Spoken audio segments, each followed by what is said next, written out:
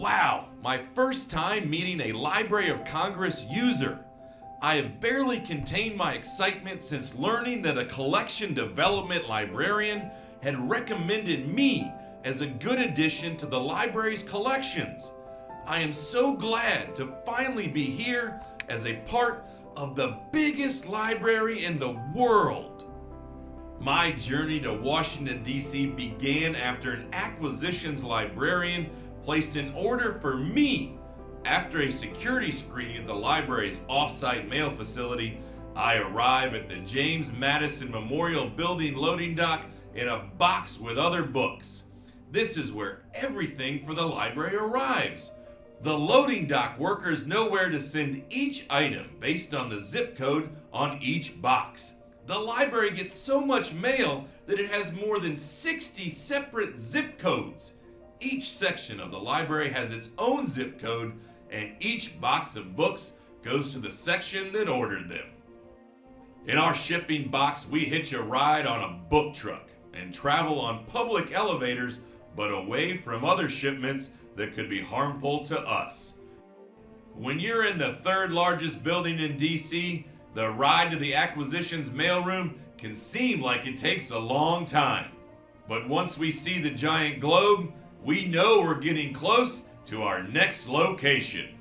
Hey, I bet you wonder what's in all the drawers. Well, as I understand it, the drawers are a story in themselves. They house the shelf list, a card catalog that until August of 1999 was the official inventory of the library's classified collections.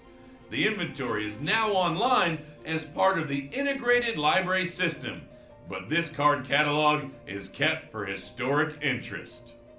Finally, the acquisitions mailroom. Not every item here will be part of the library's inventory.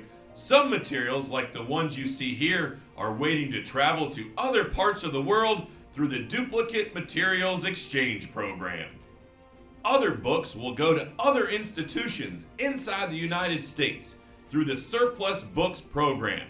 Some books that are registered for copyright are not retained for the Library of Congress permanent collections, and the library often receives multiple copies of the same book through various other sources, like donors and publishers who request cataloging for their books in advance of publication. The extra copies can be offered to other libraries, charities, and government agencies inside the U.S. through the Library of Congress Surplus Books Program, which is congressionally mandated. Someone has to select surplus books in person, but what good does that do if you're not in Washington, D.C.? The answer is that eligible institutions can ask a member of their congressional delegation to send a staff member here to the acquisitions mailroom to select books on their behalf. Library staff then package those books and ship them using the Congressional Frank Privilege. For me and nearly 250,000 other books and periodicals every year, our destiny is to become part of the Library of Congress permanent research collections. According to my zip code, I'm headed to the U.S. Anglo Division of the Acquisitions and Bibliographic Access Directorate, or ABA. ABA is organized into many sections according to the geographic origin of the material. The U.S. Anglo Division acquires books and other collection materials from the U.S., Canada, Australia, New Zealand, the United Kingdom, the Republic of Ireland, and the many countries of the Pacific Islands. Finally, a technician opens our shipping box. It feels good to finally be out of the box. Once the technician is sure that we are all accounted for and the shipment is complete, the paperwork gets underway to pay for us. In the meantime, the U.S. Anglo Division makes sure there is complete information about us in the Library of Congress catalog database. Each item in the library's collection has its own catalog record. Catalog records help users find the materials they need by showing information like the author's name, title, publication date, and the subjects covered in the book.